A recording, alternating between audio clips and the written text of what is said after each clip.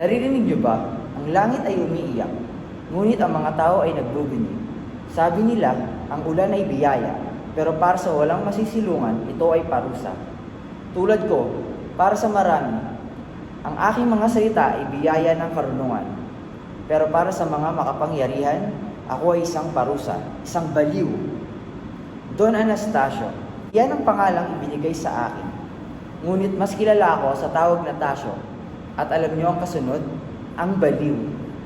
Nakakatawa, hindi ba?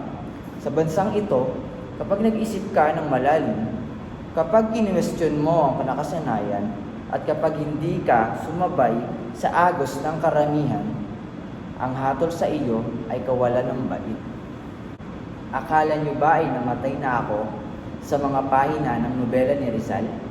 Akala niyo ba ay natapos na ang aking kwento noong 1887? Nagkakamali kayo. Narito pa rin ako, masigla, nagmamasid.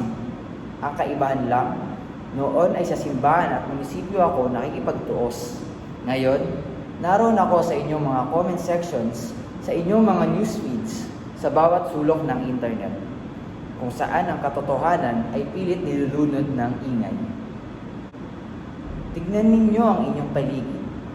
Hindi na kura, paroko, ang nagdidikta sa atin, kundi ang mga influencers na walang laman ang sinasabi. Hindi na gwardiya sibil ang umahabol sa atin, kundi ang mga mapangusgang mata ng lipunan na handang i-cancel ang sino mang hindi sumusunod sa uso. Ang kadena ay hindi na bakal. Ito ay gawa na sa pixels at likes. Pero ang bigat, pareho pa rin, nakakasakal pa rin. Nasaan ang mga Crispin at Basilio ng inyong henerasyon? Ayun sila, nagtatrabaho sa murang edad dahil sa kahirapan. Nasaan ang mga sisa? Naroon sila sa mga kalsada, sumisigaw ng katarungang hindi mabigay-bigay. At ang mga Ibarra, marami sa kanilang napagod na.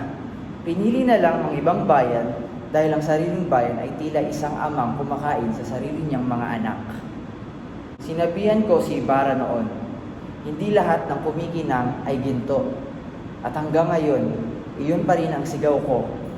Huwag kayong mabulag sa akin sa kinang ng teknolohiya kung ang puso ng bayan ay nananatiling nasa dilim. Huwag kayong maging matino sa isang lipunang ang batayan ng katinuan ay ang pananahimik sa gitna ng pang-aapi. Ako si Pilosopo Tasyo. Buhay ako dahil ang mga tanong na iniwan ko ay wala pa ring sagot. Ngunit hindi ako nawawalan ng pag-asa sapagkat nakikita ko kayo na may hawak ng panulat, ng keyboard at ng boses, kayo ang magpapatunay na hindi ako baliw. Na ang pag-ibig sa katotohanan ay hindi isang sakit sa isip, kundi ang tanging lunas sa isang bayang may sakit.